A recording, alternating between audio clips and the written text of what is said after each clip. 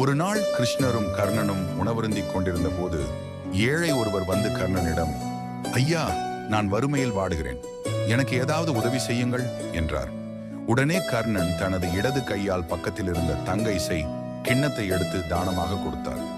ஏழை வாங்கி சென்றதும் அனைத்தும் அறிந்த கிருஷ்ணரே கர்ணனின் வாயால் இதற்கான அர்த்தத்தை தெரிந்து கொள்ள விரும்பி கர்ணனிடம் கேட்டார். கர்ணா, இடது கையால் தானம் செய்வது பாவமாயிற்றே, இசை அதில் தர்மத்தின் பலனும் இல்லையே, அனைத்து சாஸ்திரங்களையும் அறிந்த நீயே இப்படி செய்யலாமா என இசை கிருஷ்ணர் கேட்டார். அதற்கு கர்ணன் கூறினார், கிருஷ்ணா, ஏழையின் துன்பத்தை கேட்டதும் மனம் இறங்கி அவருக்கு தங்க கிண்ணம் இசை கொடுக்கும் எண்ணம் ஏற்பட்டது.